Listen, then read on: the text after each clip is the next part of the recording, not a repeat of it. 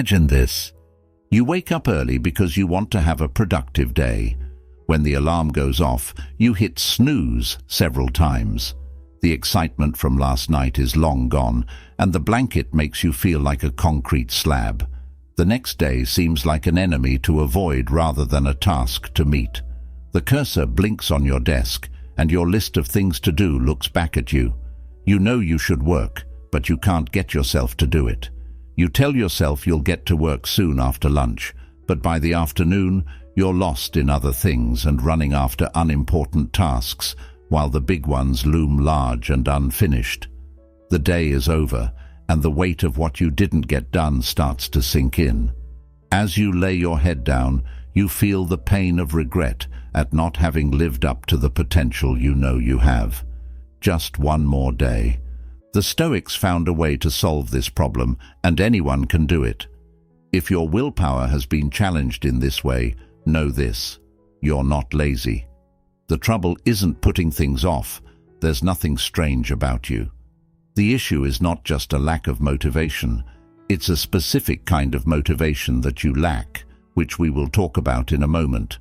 We'll also talk about some scientifically proven ways to keep yourself motivated to do even the hardest, most time-consuming work. The first thing you need to do is improve your power source. There are two main types of motivating power, and one works much better than the other. The problem is that most of us have to depend on the weaker tone. External incentive comes from things like money, fame, and praise. Whenever your power comes from outside sources, you act because you want a reward. The extrinsic fuel works, but it wears out. This is because, for the brain, waiting is more satisfying than getting something. Dopamine rises when we're looking forward to something and falls when it happens. It makes us more focused and motivated. Extrinsic benefits are like fossil fuels in this case. They come from outside sources, give you a short-term boost, and sadly, they run out eventually. On the other hand, intrinsic drive comes from inside. It's made up of things like skill, interest, and a sense of mission. If you act because you want to, you will win whether you get something from the outside or not. The song is something you listen to enjoy, not to get it over with. So, think of innate drive more like fusion energy, which is what most stars use to power their lives. It can keep going on its own, lasts a long time, and works very well. It works better than external fuel and builds up over time. In a downward cycle of skill development and access to flow state, that perfect state of awareness where we lose ourselves in our work, it makes hard work easy. Intrinsic drive is what keeps you going, not inspiration from outside sources. To get off the ground, a rocket needs an extra booster engine.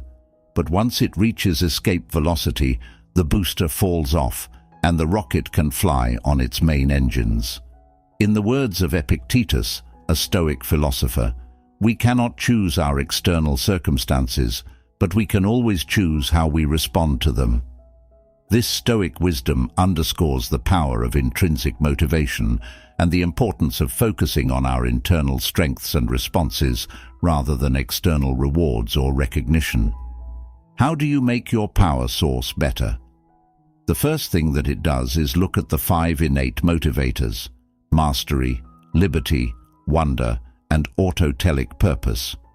I will show you how to turn up each of these natural motivators so that you are deeply motivated and can't stop. Now, I first felt the deep pain of not being intrinsically motivated. I wanted to study in my 20s and reach the best states of awareness while I was in school. And for the first few years on this road, I had a huge, unquenchable drive. But things started to change over time. My drive began to wane wildly. I was pretty motivated some days, but most of the time, the days felt like they would never end. I scratched my head and thought, what the hell is going on? The Stoics, understanding the importance of internal motivators, emphasized curiosity as a fundamental one. To be curious about your work is to want to learn as much as you can about it. Without it, Your work is done when you leave the office. It makes work fun, like a book you can't put down. Now let's talk about meaning, which is the next innate driver. Marcus Aurelius, a Stoic philosopher, once said, "He who lives in harmony with himself lives in harmony with the universe." This resonated with me, as I realized that if you don't have a reason for living, you're in the rat race, giving up your life for a job at a nameless company that only exists to make money. When you have a goal, you're ready to give up things to do work that you care about. And this hit home for me so deeply. When I was in school, I felt like I had a very high purpose. When I was studying, I was really interested because I thought that if we could learn more about awareness, we could make life better for a lot of people on Earth. However, I kept reading about the other internal motivators. At this point, I was confused as to why my drive was low when my interest and sense of purpose were both high. The Stoics would argue that aligning one's inner drive with a broader purpose, beyond just personal gain or external rewards, is key to maintaining sustained motivation and harmony with oneself and the world. The next one was getting better. Mastery means striving for greatness and always getting better. You only do what you need to do to get the job done without this drive. It makes you like an artist who keeps practicing after the show is over. So I stopped and thought, wait a minute, my mastery drive is low. I won't be able to keep getting better at the things I have to do for school. I thought, maybe this is why my drive is low, as I read about the mastery driver. Then I learned about autotelicity, the fourth innate motivation. This is the love of the things you do at work. Autotelicity comes from Greek words that mean self-purpose. It means doing things that are rewarding in and of themselves, not because you want something else to happen. When you use it, you'll feel like one of those coders you see in movies who can't stop writing because they love it so much. Like an attorney who can't stand the work that they have to do, you can't do it without it. That was me with school. It was boring for me to plan studies and sort through files full of data from people who took part. I learned that the things I did every day, hour after hour, I hated. Even though I loved the subject I was learning, my interest drive was high, and saw a lot of purpose in it. My purpose drive was high. You can love the idea of a field, but you can't love the work that goes into it every hour. So, my autotelicity was also low, and it was now clear why my drive was going away. Finally, the fifth innate motivation I read about is liberty. This is the feeling that you are in charge of your work's when, how, and what. You feel stuck and like someone else is controlling your life without it. You decide what job to work on, how to work on it, and what time of day to work on it. You really did your own work. And for me, liberty was pretty much non-existent in academics. I felt like I wasn't able to make my own decisions, which limited two of my 5 innate motivators, curiosity and meaning. I felt like I was stuck on an academic hamster wheel. Being clear on this was very helpful because it let me find a new activity that had the same amount of interest and purpose, but also a lot of liberty, control, and autotelicity. This approach helped me figure out that going from study to business was a big change for me. The study of awareness, stoicism, and flow state is at the heart of what we do, which kept my interest and sense of purpose strong. But control, autotelicity, and liberty all went through the roof when I changed careers. As Seneca, a Stoic philosopher, aptly said, "True happiness is to enjoy the present without anxious dependence upon the future." This Stoic insight aligns perfectly with the pursuit of mastery, autotelicity, and liberty, emphasizing the importance of finding fulfillment in the present moment and the process itself, rather than being overly fixated on future outcomes or external rewards. I was reading books, learning how to use numbers for money, and finding out how to get people to join skill development. And the level of skill I could reach in business was unlimited, and any change I made the business better right away. I loved the crazy pace of a startup, the freedom it gave me to be creative, and seeing the clear results of my hard work, which fueled my autotelic drive. As we built the business, I was in charge of when I worked, what I worked on, how I did it, and how I planned the whole thing. I didn't have to follow any school rules. I was free to do what I wanted. And in this job, my interest in studying the best mental states took on a new form. It was a place where my curiosity, mastery, autotelicity, purpose, and liberty were finally in sync and at their highest level. Now, let's talk about why these factors are so strong. First, having high amounts of each produces neurochemicals that improve performance, such as adrenaline, dopamine, and acetylcholine. These chemicals also lower brain load.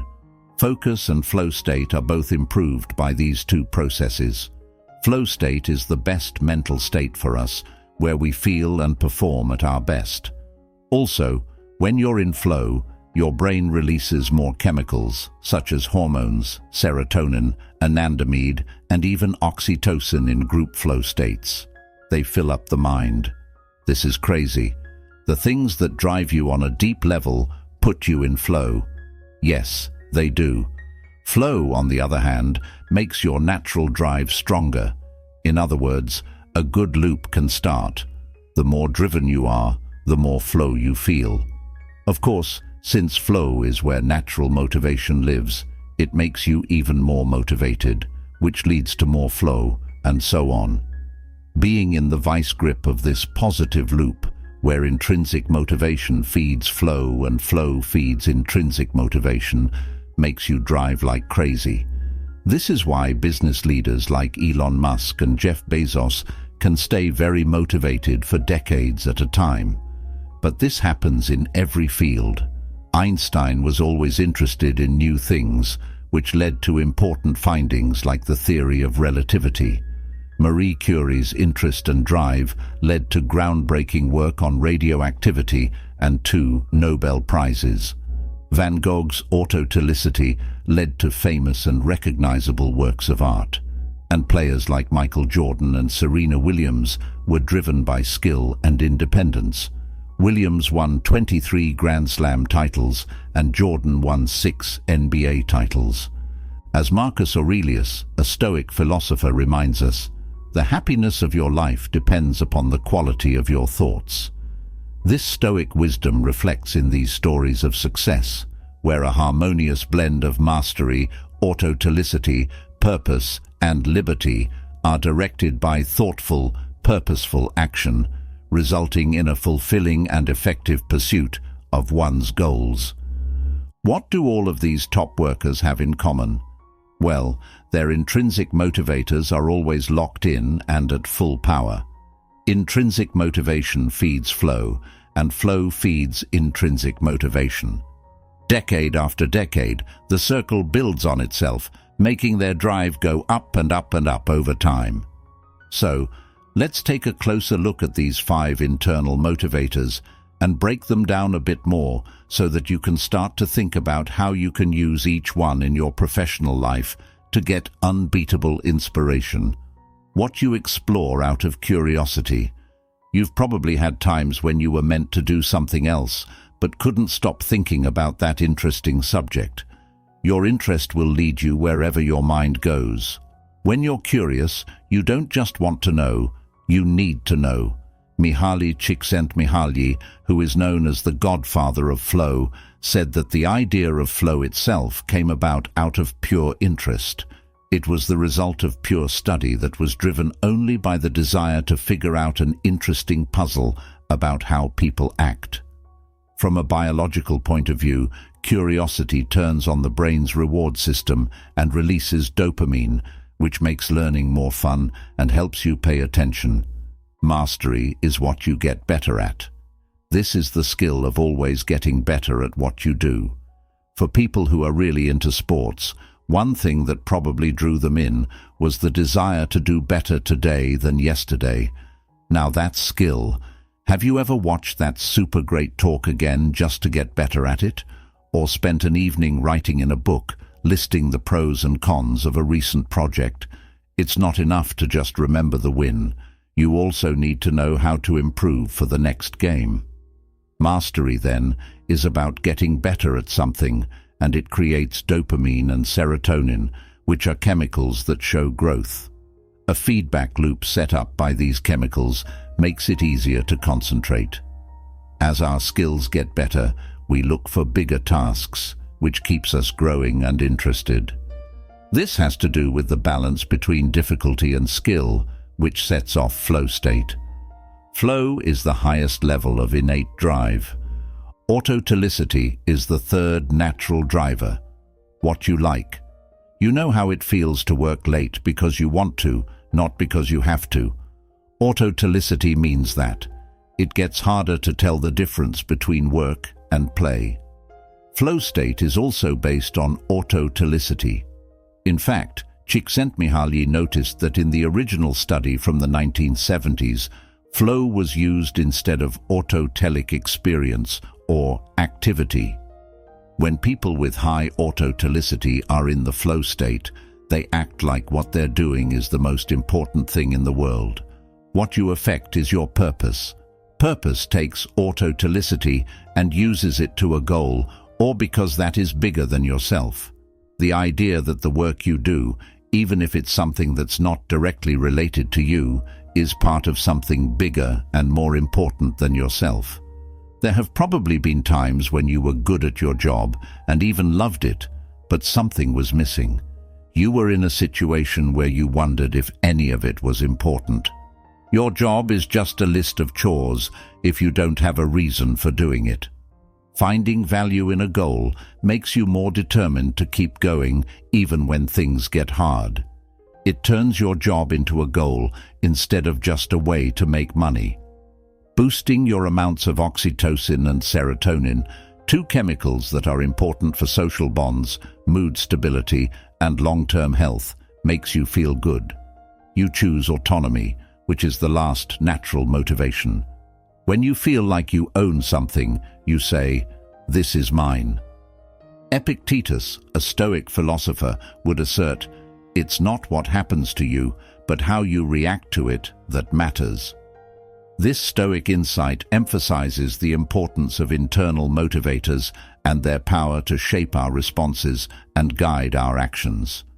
Intrinsic motivators like curiosity, mastery, autotelicity, purpose, and autonomy are crucial because they originate from within us, aligning with the Stoic principle of focusing on what we can control, our reactions, our thoughts, and our motivations. Remember how free it felt to work on a project without someone watching over your shoulder and controlling or even influencing every step. Think about the side project you worked on at work that didn't have any hard rules, just a goal. You could plan it, give tasks to other people, and choose the way to do things. Suddenly, work felt like play.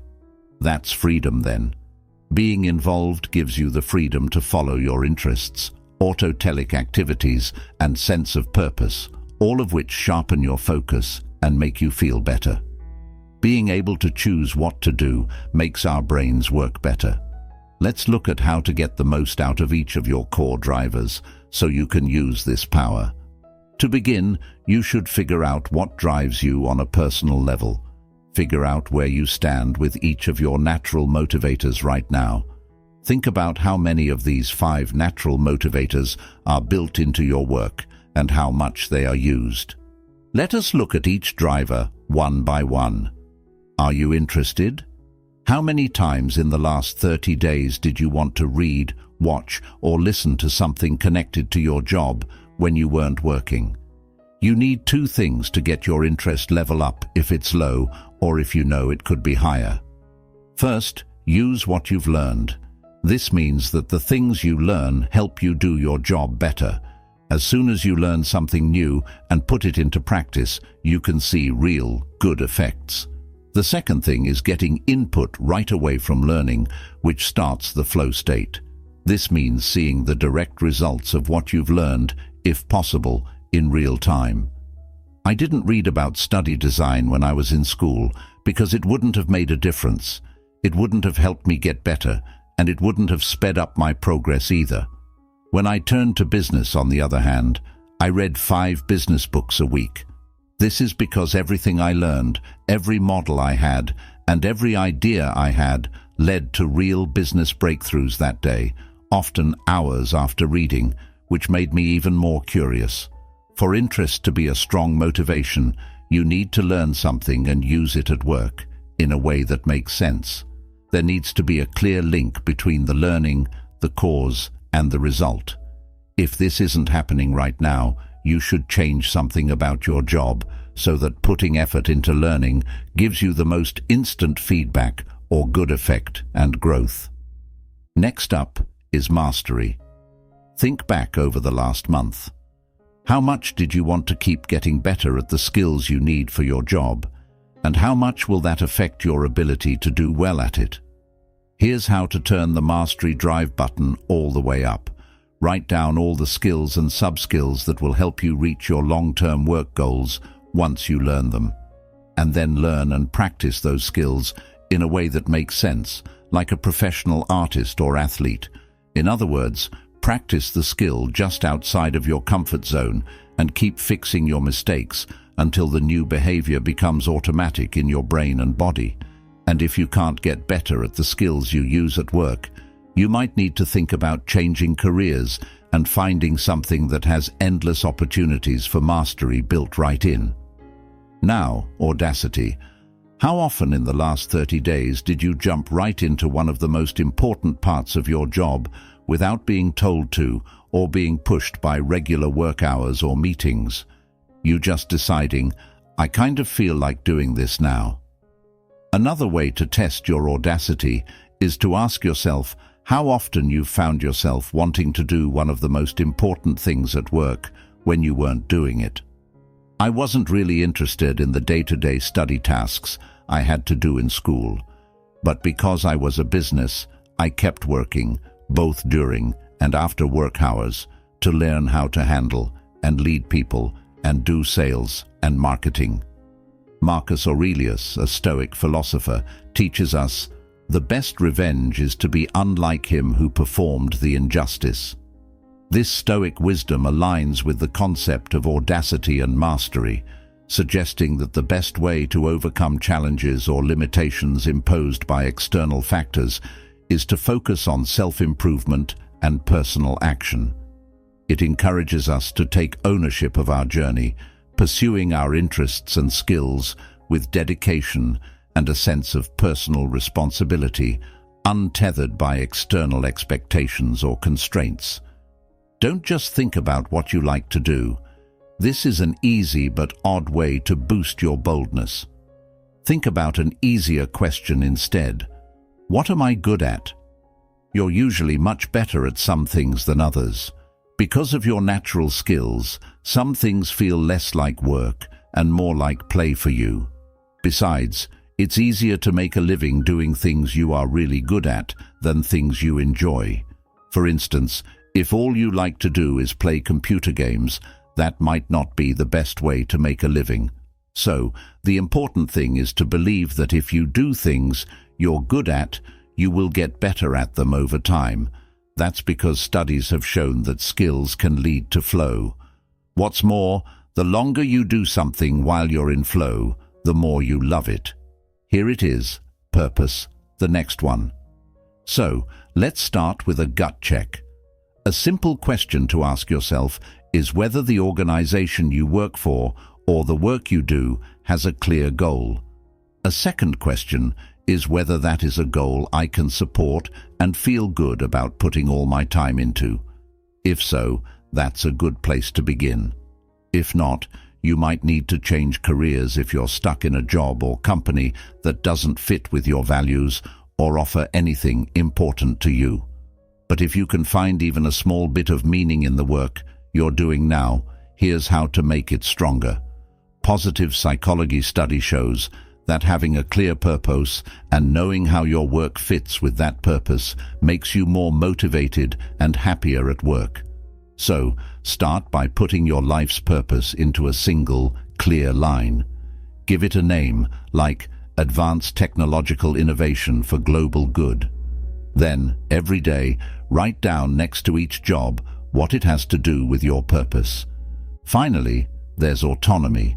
Think about how much the how, what, why, or when of your work felt like something you could control and choose over the last 30 days. Could you choose whether to work on Project A or Project B, or whether to start your day early in the morning or late in the afternoon? Could you do it your own way without being watched or micromanaged? Now, there are two ways to make yourself more independent. It can be seen one way or taken literally the other. Right now, I want you to zoom out and change the setting of your work to one that you own and have chosen. In other words, the kind of bad job or role you may have right now should be seen as an important step in a bigger plan for your life, a plan you are making and choosing. Because even if what you're doing now gives you little freedom, putting it in the context of a bigger journey that you're planning and directing will give you more freedom in the present by turning it into a step toward bigger stairs that you've made.